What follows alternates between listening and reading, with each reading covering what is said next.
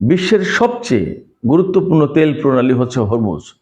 সেখানে টানা 2 দিন ধরে অর্থাৎ গতকাল শুরু হয়ে আজকে পর্যন্ত আইআরজিসির যুদ্ধ মহড়া চলবে। তাহলে এই মহড়া কি বার্তা দিচ্ছে এবং কাদেরকে সেই বার্তা দিচ্ছে? যদি যুদ্ধের কোনো ইঙ্গিত হয় তাহলে পরিস্থিতি কোথায় যাবে, কি হতে যাচ্ছে? ইরানের একজন সামরিক কর্মকর্তা বলেছেন, যুদ্ধ শুরু হলে তারা আমেরিকাকে কঠিন শিক্ষা দেবে। প্রশ্ন আসছে, ইরান কি পারবে? আসসালামু আলাইকুম সুপ্রিয় দর্শক, আপনাদের সবাইকে স্বাগত জানাচ্ছি এখনকার আলোচনায়। আপনাদের সঙ্গে রয়েছে আমি সিরাজুল ইসলাম। এতক্ষণ আজকের যে সমস্ত বিষয় নিয়ে আলোচনা হবে সেগুলো জানিয়ে দিলাম। এখন চলে যাচ্ছি বিস্তারিত আলোচনায়। আশা করি সঙ্গেই থাকবেন। সবার আগে বলে রাখি, ভিডিও যদি ভালো লাগে তাহলে লাইক, কমেন্ট, শেয়ার করবেন আর চ্যানেলটি সাবস্ক্রাইব করে সাথেই থাকবেন। দর্শক, চলুন বিস্তারিত আলোচনা শোনা যাক। হরমুজ প্রণালী হচ্ছে খুবই সরু একটা প্রণালী, মাত্র 33 কিলোমিটার চওড়া এই প্রণালী। এখান দিয়ে যদি আমেরিকার যে আব্রাহাম লিঙ্কন যুদ্ধজাহাজ বা জেরাল্ড আর ফোর্ড যে বিমানবাহী রণতরী আনতে চাচ্ছে, এই দুটো জাহাজ যদি এর দিকে ঢোকে তাহলে এখান থেকে খুব সহজে ঘুরে বের হতে পারবে না, এরকম একটা পরিস্থিতি। একটা জাহাজ যদি ঘুরতে চায় তাহলে অনেক সময় লাগবে, ব্যাপারটা এরকম। সেখান থেকে খুবই সরু একটা প্রণালী। এই প্রণালীর কাছাকাছি ইসলামী প্রজাতন্ত্র ইরানের বিপ্লবী গার্ড বাহিনী বা আইআরজিসি তারা গতকাল থেকে যুদ্ধ মহড়া শুরু করেছে। আজকে মহড়ার মূল পর্ব হবে অনুষ্ঠিত। এই মহড়াটা এই মুহূর্তে খুবই তাৎপর্যপূর্ণ, কারণ হচ্ছে যে সুইজারল্যান্ডের জেনেভায় ইরান এবং আমেরিকার প্রতিনিধি দলের মধ্যে পরমাণু ইস্যুতে আলোচনা শুরু হচ্ছে। এটা হচ্ছে সাম্প্রতিককালে যে উত্তেজনাকর অবস্থা তৈরি হয়েছে তার ভিতরে দ্বিতীয় আলোচনা। আমরা জানি কিছুদিন আগে ওমানের রাজধানী মাস্কাটে ইরান এবং আমেরিকার মধ্যে পরোক্ষ ইনডাইরেক্ট আলোচনা হয়েছে। আজকে সেই আলোচনা দ্বিতীয় দফা সুইজারল্যান্ডের জেনেভায় অনুষ্ঠিত হতে যাচ্ছে। তো এই আলোচনা শুরুর আগে গতকাল থেকে আজকে পর্যন্ত টানা 24 ঘন্টার মহড়া, যুদ্ধ মহড়া পরিচালনা করছে ইরানের আইআরজিসি, এদের নেভাল ইউনিট। অর্থাৎ এটা বেসিক্যালি নৌ মহড়া। পারস্য উপসাগরে 3টা দ্বীপ আছে। এই 3টা দ্বীপ নিয়ে অবশ্য সংযুক্ত আরব আমিরাতের সাথে ইরানের মালিকানার প্রশ্নে দ্বন্দ্ব আছে। আরব আমিরাত দাবি করে তাদের, ইরান দাবি করে তাদের। যাই হোক, কিন্তু কন্ট্রোল ইরানের আছে। এই 3টা দ্বীপ থেকেও মহড়া চালানো হয়েছে। এই মহড়ায় কি কি ব্যবহার করা হয়েছে? স্পিডবোট, তারপরে ড্রোন, মিসাইল এবং ইলেকট্রনিক ওয়ারফেয়ার। অর্থাৎ বাস্তব যুদ্ধে কি ধরনের পরিবেশ তৈরি হতে পারে, ইলেকট্রনিক ওয়ারফেয়ারের কি ধরনের একটা এনভায়রনমেন্ট তৈরি হতে পারে, সেরকম একটা এনভায়রনমেন্ট তৈরি করে মহড়া চালানো হচ্ছে। এবং আরও কিছু আজকে মহড়া হবে এবং আজকে মহড়ার মূল পর্ব হবে। তার মানে এখানে জাহাজ, হেলিকপ্টার, গানশিপ, ডেস্ট্রয়ার, ড্রোন আরও অনেক বেশি কিছু অংশগ্রহণ করতে পারে। এবং এখানে মহড়া দেওয়া হয়েছে মূলত যুদ্ধ শুরু হলে ডিফেন্সিভ এবং অফেন্সিভ দুটো মহড়ায় চালানো হচ্ছে। অর্থাৎ কিভাবে নিজেদেরকে রক্ষা করতে হবে, কিভাবে শত্রুর বিরুদ্ধে হামলা চালাতে হবে, এটা। তো এই মুহূর্তে এই মহড়াটা খুবই গুরুত্বপূর্ণ। কেন? মূল কারণ হচ্ছে যে ইরান এবং আমেরিকা যখন পরমাণু আলোচনা শুরু করতে যাচ্ছে আজকে জেনেভায়, তখন এই মহড়াটা চালানো হচ্ছে। এছাড়া আরো বেশ কিছু প্রেক্ষাপট আছে, আমি একে একে তুলে ধরছি। ইরান এবং আমেরিকার ভিতরে প্রচন্ড রকমের সামরিক উত্তেজনা শুরু হয়েছে। পরমাণু আলোচনা আজকে আবার দ্বিতীয় দফা শুরু হচ্ছে। এই আলোচনার আগে মার্কিন প্রেসিডেন্ট ডোনাল্ড ট্রাম্প একদম সুস্পষ্ট করে বলেছেন যে আমেরিকা এবং ইরান যে পরমাণু আলোচনায় বসছে, এই আলোচনা থেকে যদি কোনো পরমাণু চুক্তি না হয়, আমেরিকার যদি দাবি না মেনে নেয়, তাহলে ভয়াবহ ট্রমাটিক অবস্থা তৈরি হবে। অর্থাৎ ভয়াবহ একটা অবস্থা তৈরি হবে ইরানের জন্য। তার মানে তিনি সরাসরি যুদ্ধের ইঙ্গিত দিয়েছেন। এছাড়া আমার ধারণা আপনারা হয়তো অনেকেই জানেন, লিন্ডসে গ্রাহাম নামে একজন মার্কিন সিনেটর আছে, রিপাবলিকান দলের সিনেটর, অর্থাৎ ট্রাম্প যে দলে সেই দলেরই। এই লিন্ডসে গ্রাহাম একজন ভয়ঙ্কর রকমের হকিশ সিনেটর, হকিশ পলিটিশিয়ান হিসেবে পরিচিত সারা বিশ্বে। তিনি যুদ্ধের পক্ষে সবসময় কথা বলেন এবং শোনা যায় যে তার অস্ত্র খাতে তার নাকি প্রচুর পরিমাণে বিনিয়োগ করা আছে। এবং যুদ্ধ হলে যেহেতু অস্ত্র বিক্রির পথ সুগম হয়, এই জন্য এরকম মার্কিন অনেক পলিটিশিয়ান এবং ব্যবসায়ী তারা যুদ্ধের পক্ষে কথা বলেন এবং অনেক সময় প্যাচ লাগিয়ে যুদ্ধ লাগিয়ে দেন। তিনি গতকালকে ইসরায়েলে এসেছেন। ইসরায়েল সফরে এসে সংবাদ সম্মেলনে তিনি বলেছেন যে ইরানের বিরুদ্ধে কয়েক মাস না কয়েক সপ্তাহের ভিতরে যুদ্ধ শুরু হতে পারে। এবং তিনি কথা বলেছেন যে ইরানের যে আলেম ওলামারা যারা ক্ষমতায় আছেন এবং সর্বোচ্চ নেতার কথা বলেছেন যে আয়াতুল্লাহরা যারা ক্ষমতায় রয়েছেন, তারা যদি ক্ষমতায় টিকে থাকেন তাহলে সেটা হবে ইরানের জন্য অনেক বড় একটা বিজয়। অতএব তাদেরকে কোনোভাবেই ক্ষমতায় থাকতে দেওয়া যাবে না। এই লিন্ডসে গ্রাহামের কিন্তু মার্কিন রাজনীতিবিদদের উপরে ব্যাপক প্রভাব। তিনি কিন্তু খুবই প্রভাবশালী সেনেটর। তো এই সেনেটর এই বক্তব্য দিয়েছেন। ডোনাল্ড ট্রাম্প তো আবার ওটা বলেছেন যে ভয়াবহ একটা পরিস্থিতি তৈরি হবে ইরানের জন্য। এবং ইরানের বিরুদ্ধে যুদ্ধ করার জন্য তো আরো একটি বিমানবাহী রণতরী পাঠানো হয়েছে, জেরাল্ড আর ফোর্ড নামে একটা বিমানবাহী রণতরী। সেক্ষেত্রে আমেরিকার পক্ষ থেকে সব ধরনের প্রস্তুতি রয়েছে। এখন প্রশ্ন হচ্ছে যে ইরান ওই পরমাণু চুক্তি আমেরিকার বা ইসরায়েলের শর্ত অনুযায়ী চুক্তি করবে কি করবে না। ইরান পরিষ্কার করে বলে দিয়েছে তারা করবে না, তাহলে যুদ্ধ অনিবার্য হয়ে উঠবে এমন একটা অবস্থা মোটামুটিভাবে আমাদের সামনে পরিষ্কার। সেই কারণে আজকের এই আলোচনা খুবই গুরুত্বপূর্ণ এবং হরমুজ প্রণালীর কথা বিশেষভাবে গুরুত্বপূর্ণ হিসেবে দেখা হচ্ছে। আর এই যে মহড়াটা চালাচ্ছে এইটাও খুব গুরুত্বপূর্ণ। মহড়াটা শুরু হয়েছে জাস্ট হরমুজ প্রণালীর আশেপাশের এলাকায়, একদম কাছেই, যেখান থেকে হরমুজ প্রণালী ক্রস করলেই ওমান উপসাগর এবং ভারত মহাসাগর। অর্থাৎ হরমুজ প্রণালীর পূর্ব পাশে রয়েছে মার্কিন বিমানবাহী রণতরী ইউএসএস আব্রাহাম লিঙ্কন এবং তার সাথে যে স্ট্রাইক গ্রুপ রয়েছে তারা। আর হরমুজ প্রণালীর পশ্চিম পাশে পারস্য উপসাগরের ভেতরে রয়েছে ইরানের যুদ্ধজাহাজ এবং ইরানের প্রস্তুতি। অবশ্যই পারস্য উপসাগরে কিন্তু মার্কিন পঞ্চম নৌঘাটির অবস্থান, সেটা বাহরাইনের উপকূলে। তো এই হরমুজ প্রণালী এলাকায় এই মুহূর্তে যখন মহড়া চালানো হচ্ছে তখন আশঙ্কা করা হচ্ছে যুদ্ধ যে কোনো সময় শুরু হয়ে যেতে পারে।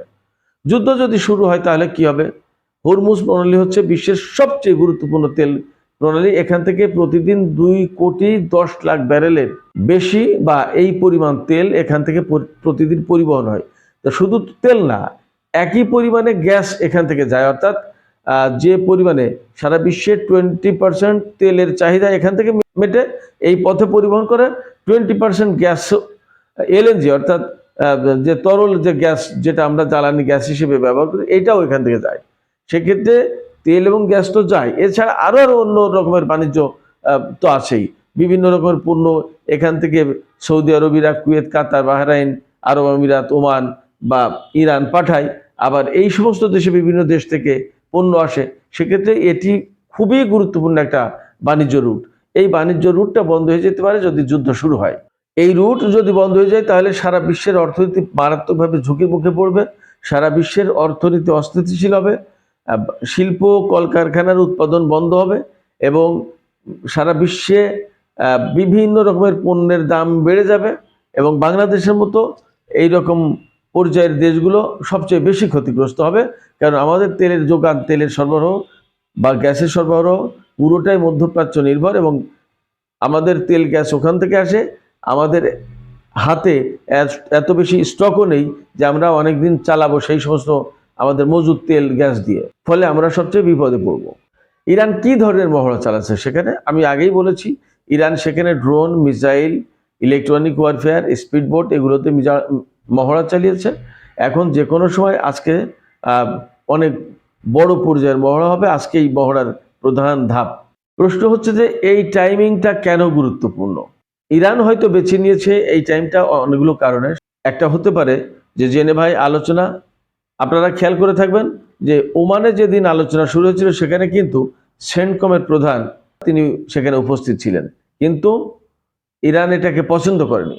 আর যেহেতু ইরানের বিরুদ্ধে এখন প্রচণ্ড রকমের হুমকি এবং বলা হচ্ছে যে আলোচনা ব্যর্থ হলেই যুদ্ধ, ফলে ইরান এই সিগন্যাল দিয়ে দিল আমেরিকাকে বা বিশ্ববাসীকে বা পারস্য উপসাগরীয় দেশগুলোকে যে যদি যুদ্ধ শুরু হয় তাহলে আমরা প্রস্তুত এবং যুদ্ধ শুরু হলে পরিণতি কি হবে হয়তো তার সিগন্যাল তারা দিয়ে দিতে চেয়েছে। টাইমিংটা গুরুত্বপূর্ণ এই কারণে যে আঞ্চলিক উত্তেজনা প্রচণ্ড রকমের এবং ইরানের উপরে মারাত্মক রকমের চাপ, বিশেষ করে আমেরিকা এবং ইসরায়েলের পক্ষ থেকে। অবশ্যই আমেরিকা ইসরায়েলের চাপের ব্যাপারে ইরানের সরাসরি কথা হচ্ছে যে কোনো রকম কোনো চাপের কাছে মাথা নত করবে না ইরান, তার অধিকার পরিপূর্ণ বজায় রেখে চুক্তি হবে এবং আমেরিকার সাথে যদি কোনো চুক্তি হতে হয় তাহলে অবশ্যই ইরানের উপর থেকে নিষেধাজ্ঞা কমপ্লিটলি প্রত্যাহার করতে হবে, তা না হলে চুক্তি হবে না। এখন প্রশ্ন হচ্ছে যে কয়েকদিন আগে ইরানের সামরিক কর্মকর্তা মেজর জেনারেল আব্দুর রহিম উসাবি বলেছেন 2-3 দিন আগে যে এবার যদি কোনো রকমের আমেরিকা যুদ্ধ শুরু করে তাহলে তাদেরকে কঠিন শিক্ষা দেওয়া হবে। প্রশ্ন হচ্ছে যে ইরান কি কঠিন শিক্ষা দিতে পারবে, তার কি সেই সক্ষমতা আছে? এই নিরিখে আমি একটু আলোচনা করি। আমরা ইরানের যে সামরিক সক্ষমতার কথা জানি বা যা দেখতে পাচ্ছি বা বুঝতে পারছি, বিশেষ করে ইসরায়েলের বিরুদ্ধে যুদ্ধ করা, আমেরিকার বিরুদ্ধে হামলা চালানো, আমেরিকার ঘাঁটিগুলোতে বিভিন্ন জায়গায় কাতারে, ইরাকে ইরান যে সমস্ত হামলা চালিয়েছে এবং পারস্য উপসাগরে মার্কিন যুদ্ধ জাহাজ একবার আটক করেছিল, অন্তত 10 জন সেনা সহ। পারস্য উপসাগরে বেশ কয়েকবার ব্রিটিশ তেলবাহী জাহাজ আটক করেছে। এমনকি ইরানি জাহাজ থেকে তেল খালাস করে মার্কিন একটি জাহাজ যখন রওনা দিয়েছে তখন ইরান আবার সেই মার্কিন জাহাজকে আটক করেছিল এবং সেই জাহাজ থেকে মার্কিনীদের দিয়ে তেল খালাস করিয়ে বলেছিল যে যাও উপকূলের দিকে নিয়ে যাও। অর্থাৎ আমেরিকাকে কখনো ইরান পারস্য উপসাগর এলাকায় ছাড় দেয়নি।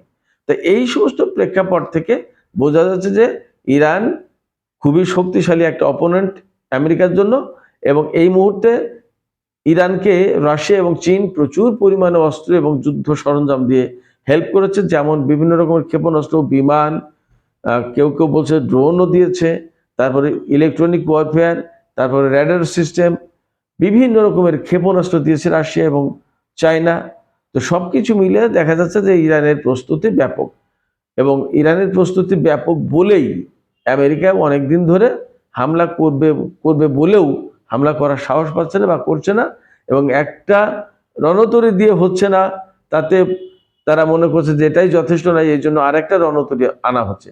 এবং শোনা যাচ্ছে যে মধ্যপ্রাচ্য অঞ্চলে এই যে বিমানবাহী রণতরী থেকে শুরু করে মধ্যপ্রাচ্যের যে সমস্ত ঘাঁটি টোটাল, তাতে 40,000 মার্কিন সেনা রয়েছে, হয়তো বেশিও থাকতে পারে, অন্তত 150-200 বিমান, যুদ্ধ বিমান, B-2, B-52, এরকম বিভিন্ন রকম বোমারু বিমান, আরো সমস্ত সবকিছু আছে, তারপরেও হামলা চালাচ্ছে না। তার মানে ইরানের সক্ষমতা সম্পর্কে আমেরিকা এবং ইসরায়েল খুব ভালো করে জানে। সেক্ষেত্রে যুদ্ধ হলে একটা ভয়ঙ্কর পরিস্থিতি তৈরি হবে, কে হারবে কে জিতবে সেটা পরের কথা, কিন্তু ভয়ঙ্কর একটা অবস্থা তৈরি হবে এটা পরিষ্কার। এই যুদ্ধ হলে সবচেয়ে বাজে পরিস্থিতি কোথায় তৈরি হবে?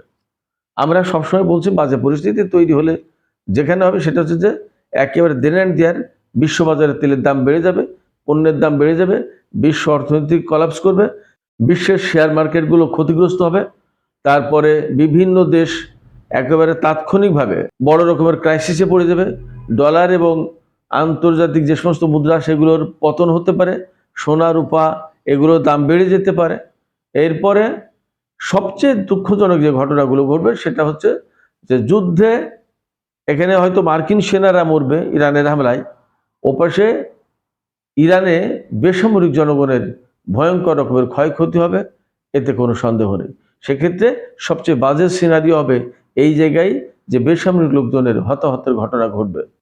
সুপ্রিয় দর্শক, আজকের আলোচনা এখানেই শেষ করতে চাই। যাওয়ার আগে একটা প্রশ্ন আপনাদের কাছে, যে এই যে হরমুজ প্রণালীতে যে পরিস্থিতি তৈরি হয়েছে, এটা কি শো অফ পাওয়ার, অর্থাৎ ক্ষমতা প্রদর্শন, পেশি শক্তি দেখানো, নাকি কারোর জন্য স্ট্র্যাটেজিক সিগন্যাল? আপনাদের কি মনে হয় কমেন্টে জানাতে পারেন। আর ভিডিও ভালো লাগলে লাইক, কমেন্ট, শেয়ার করবেন এবং চ্যানেলটি সাবস্ক্রাইব করে সাথেই থাকবেন। আপনাদের সবাইকে অনেক অনেক ধন্যবাদ। আল্লাহ হাফেজ।